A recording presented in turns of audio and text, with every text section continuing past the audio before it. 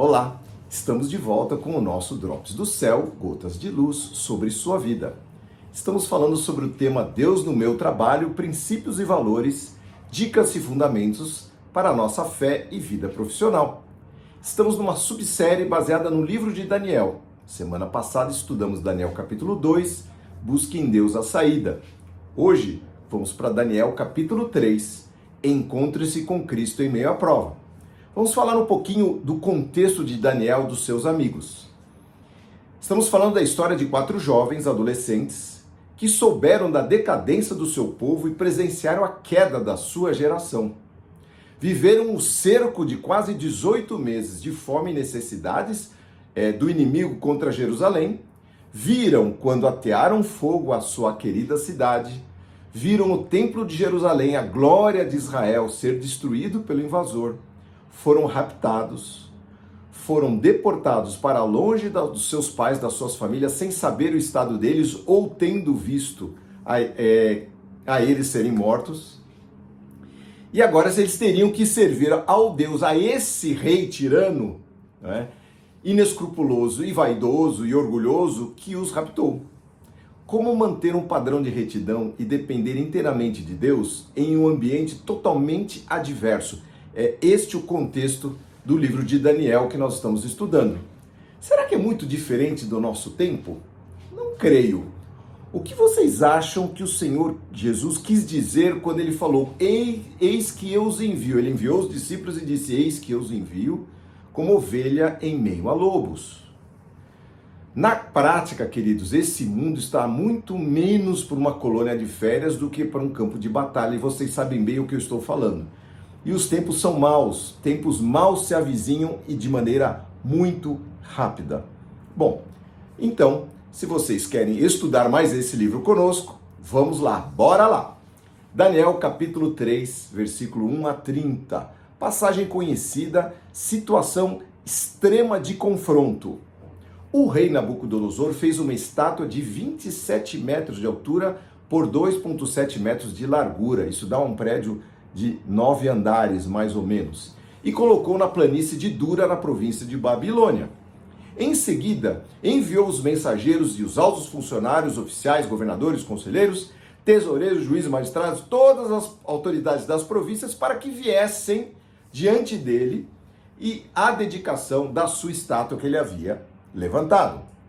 Todas essas autoridades vieram e ficaram diante da estátua do rei Nabucodonosor. Então o arauto do rei gritou, povos de todas as raças, nações e línguas, ouçam a ordem do rei. Quando ouvirem o som da trombeta, da flauta, da cítara, da lira e da harpa e do pífaro e outros instrumentos musicais, prostrem-se com o rosto em chão para adorarem a estátua de ouro levantada pelo rei Nabucodonosor. Quem não obedecer será lançado imediatamente na fornalha de fogo ardente. Portanto, ao som de todos esses instrumentos musicais, não importando raça, nação ou língua, prostrem-se e adorem a estátua do rei Nabucodonosor. Muito bem. Nesse exato momento em que eles se prostraram, alguns astrólogos, alguns desses líderes foram ao rei e denunciaram aos 3 jovens.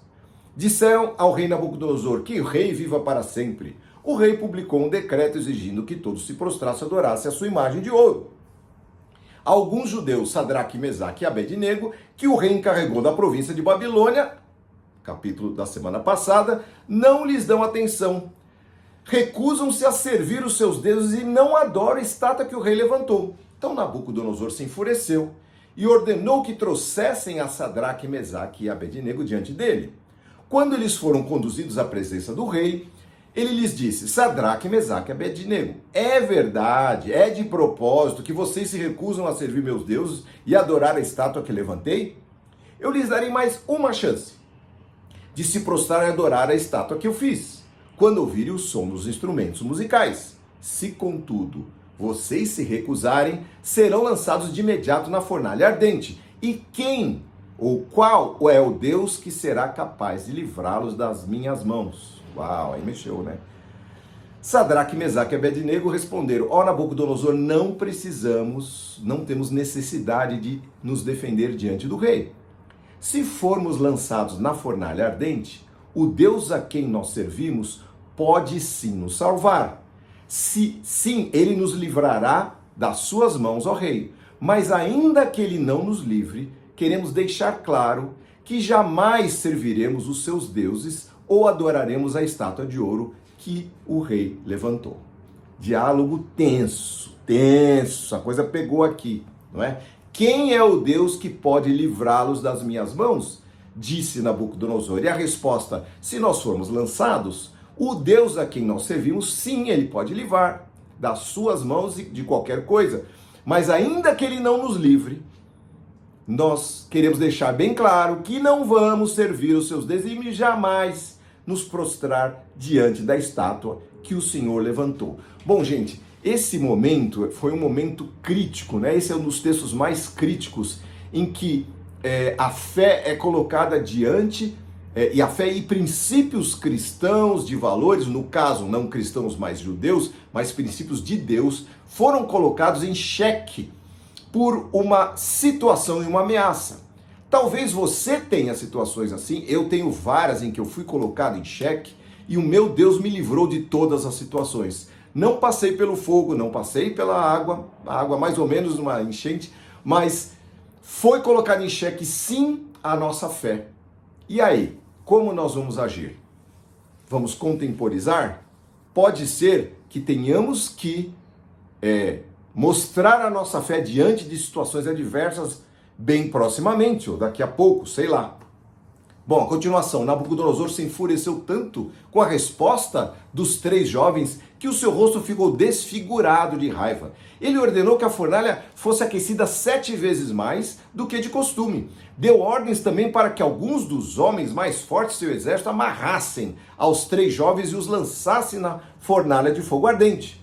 Eles os amarraram e os lançaram na fornalha inteiramente vestidos com suas túnicas, seus turbantes, seus mantos e as suas capas. E uma vez que o rei, em sua ira, havia exigido um fogo tão quente na fornalha, as chamas mataram até os soldados que jogaram os 3 lá.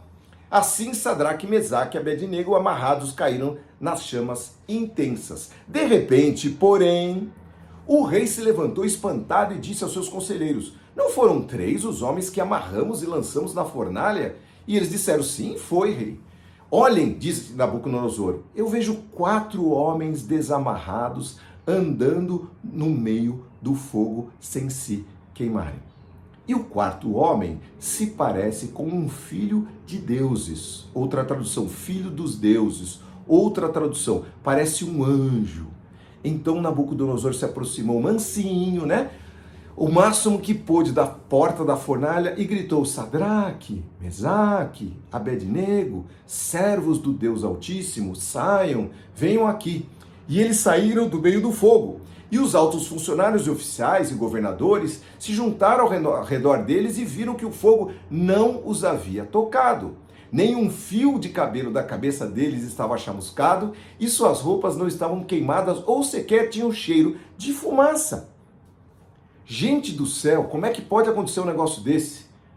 Que situação e que livramento o Senhor Deus trouxe para aqueles jovens que não se prostraram diante da estátua do rei.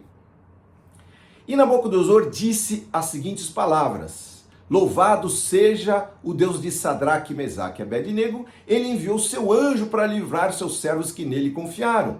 Eles desafiaram a ordem do rei e estavam dispostos a morrer ao invés de servir ou adorar qualquer outro Deus que não fosse o seu próprio Deus. Portanto, eu faço um decreto. Se qualquer pessoa, não importando a sua raça, nação ou língua, disser uma palavra contra o Deus de Sadraque, Mesaque e Abednego, ela será despedaçada em sua casa, essa pessoa, transformada num monte de escombros. Não há outro Deus capaz de livrar dessa maneira. E o rei então promoveu Sadraque, Mesaque e Abednego a cargos ainda mais elevados na província de Babilônia. Pois é, Deus não só livrou aqueles jovens, como trouxe uma promoção para eles. Fazendo um paralelo, um comparativo, não é? Vamos começar da tirania. A tirania, ela de um lado, ela é bipolar, né? De um lado ela exige certas coisas e do outro lado, nesse caso, ele falou: quem fizer qualquer prece a um Deus que não seja esse Deus que livrou, então o modus operandi é falar contra quem falar contra, quem louvar forçadamente. Caso alguém nós temos que louvar forçadamente e não podemos falar contra. Caso contrário, eu vou despedaçar a casa de vocês e dar um fim. Isso não é conversão. Então, quando Constantino oficializou o cristianismo como religião oficial de Roma, lá no ano 300 e pouco, a perseguição acabou. E lá surgiram os éditos de Milão, o Concílio de Nicéia, toda aquela história para oficializar a religião. Oficializar, impor adoração, proibir de falar mal, não significa estimular. Ao contrário, traz resistência à fé, revolta, a fé genuína que brota do coração. O que eu quero dizer? Não dá para viver a religião na base de dogmas, de obrigações, de preceitos forçados. O cristianismo não é uma lista de coisas que a gente pode fazer ou não pode fazer. Não é uma série de regras que a gente tem que obedecer para poder agradar a Deus. Isso estava lá no Velho Testamento. Tinha um monte de regras lá e ninguém cumpriu, não conseguiam cumprir. Jesus falou isso, ninguém cumpriu a lei. Ele, Jesus, sim, porque ele era filho de Deus. Então não adianta um tirano começar e falar, olha cara, a partir de hoje todo mundo vai adorar esse Deus aqui. Ele mesmo, no próximo capítulo, ele esquece, vocês vão ver. No capítulo anterior, nós vimos semana passada, ele também editou essa ordem oficial, todos devem louvar, todos devem adorar. Não adianta, gente, nós não estamos falando de religião, nós estamos falando de um relacionamento pessoal com Deus que é Pai, que é amigo, que é conselheiro, que é próximo, que está conosco, que habita em nós. É isso que nós estamos procurando. Menos do que isso não nos interessa. Não interessa para você, não interessa para mim. Ficar seguindo regrinhas, acordando de manhã e vendo lá o horóscopo, o que vai acontecer, o horóscopo evangélico, o que eu preciso fazer, que roupa eu tenho que vestir, ligar para o meu líder e dizer, irmão, sei lá, quem quer que seja, você pode me dizer como é que eu devo fazer, se sim ou se não. Você precisa se relacionar com Deus diretamente, você tem esse acesso. O Senhor Jesus Cristo trouxe isso para você, rasgando aquele véu que nos separava da presença do Santo dos Santos do Pai, de tal maneira que você hoje, aí onde você está, se você quiser se prostrar diante de Deus com o seu coração, com o seu desejo de fé genuíno e dizer, Senhor, eu não consigo crer, mas eu preciso do Senhor, eu quero viver de acordo com o que o Senhor tem, eu estou cansado dessa batalha inglória, de ficar levando no peito e na raça uma religião. Isso não funciona. A história desses jovens, eles nos trazem um momento crítico, né? Um momento de confronto para justamente nos trazer uma fé genuína. Porque muitas vezes precisamos desse confronto, precisamos ser expostos e aí checarmos o que nós cremos com o que está nos sendo exposto na realidade. Então eu quero trazer isso diante de vocês. Esses jovens não só foram poupados, como prosperaram na terra, porque o Senhor Deus nos tem promessas para todos nós que mantivermos a nossa fé diante dos homens. Ele falou, eu diante de Deus, do meu Pai, eu vou confessar a esses que fizeram essa confissão diante dos homens. E você? Você já passou por alguma situação tensa? Você teve no passado ou no presente está passando por situações extremas? Você já teve que expor e manter a sua fé diante de cenários adversos? Saiba, meu querido, que o Senhor Jesus estará com você no meio do fogo. O Senhor passará com você no meio da prova. Esta é a promessa. Ele não prometeu que não haveria tribulações para a nossa vida. Ele prometeu sim, eis que estou convosco todos os dias até a consumação dos séculos. Não vos deixarei sós, não abandonarei vocês, estarei com vocês. Essa é a promessa bendita do nosso Deus, do nosso Pai, do nosso Jesus Cristo. Estar presente todo o tempo, seja na situação de paz, de alegria, de celebração ou na situação adversa, mas nesse momento nós vamos colocar diante de Deus, ainda que o Senhor nosso Deus não nos livre dessa situação, nós não vamos nos prostrar àquilo que é contrário aos nossos princípios e valores. Nós precisamos estar prontos para isso, queridos. A sua fé precisa estar preparada nesse quilate de falar, ok, eu entendi o reino de Deus, eu não vou abrir mão, a linha de cruzamento é essa aqui e a partir daqui é inegociável. Então, meu querido, é isso que o Senhor espera de nós. Vamos considerar nossa vida, vamos considerar quem nós somos, quem é o nosso Deus, a quem servimos, para que nós sim nos posicionemos, porque certamente situações como essa virão e nós teremos que em algum momento, expor a nossa fé diante de tiranos, diante de situações adversas, diante de gozações, diante dos amigos do banco, do trabalho, da faculdade ou da família. Quantas vezes nós somos expostos? Uma vez, a minha família estava passando por um momento muito difícil, alguém estava à morte, alguém muito querido de toda a família, e essa parte da família, eles não conhecem a Jesus, e a gente chegou lá e quando nós chegamos já estava toda a família reunida, porque aquele que estava para falecer estava à morte. Então, me chamaram e falaram, olha, ele gostava tanto de você. Eu falei, mas peraí, ele não morreu ainda. Vamos, quem sabe nós oremos e o nosso Deus nos ouça. E aquela pessoa tomou aquele susto e falou, é isso mesmo. Vem cá, juntou toda a família que não conhecem, não servem a esse Deus. Mas naquele momento de tensão extrema, nos chamaram. Eu segurei nas mãos, fizemos uma roda e nós oramos, Senhor Deus do céu, lembra-te de nós e revela o teu poder aqui na hora da morte deste ente querido. E sabe o que aconteceu, queridos? Este ente querido viveu mais 4 anos, não morreu daquela vez, e todos reconheceram que houve uma atuação do Deus do céu naquele momento, na nossa família, naquele lugar, sendo testemunho para todos. De tal maneira que alguns se voltaram, a gente sabe de histórias de sobrinhos, de outros que têm um coração muito mais aberto ao Evangelho e jamais se esqueceram dessa história.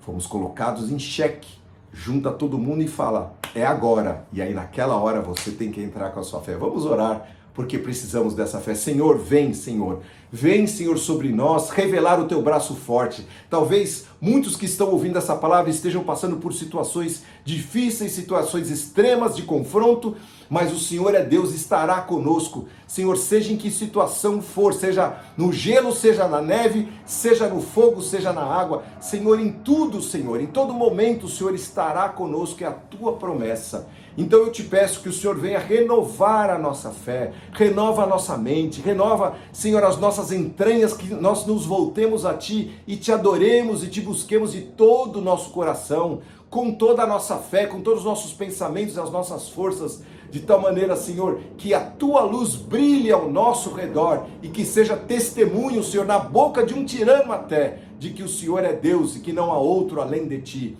Senhor, não acreditamos nesses decretos falsos, nessas coisas, Senhor, que só trazem, Senhor, lei e legalidade a essas coisas. Não, nós cremos, Senhor, sim, numa fé genuína que só o Senhor pode trazer aos nossos corações. Abençoa todos que estão ouvindo agora, suas famílias, esta semana que o Senhor abençoe a todos nós em nome de Jesus. Amém. Amém, queridos. Essa é a palavra que Deus preparou para hoje. Se você tem algum caso e você teve que expor a sua fé, conte para nós aí nos comentários. Curta se você gostou, escreva aí as suas perguntas e, por favor, compartilhe com seus amigos para que a fé desses irmãozinhos, desses teus amigos e conhecidos possa ser edificada em nome de Jesus. Que Deus os abençoe. Até a próxima. Amém.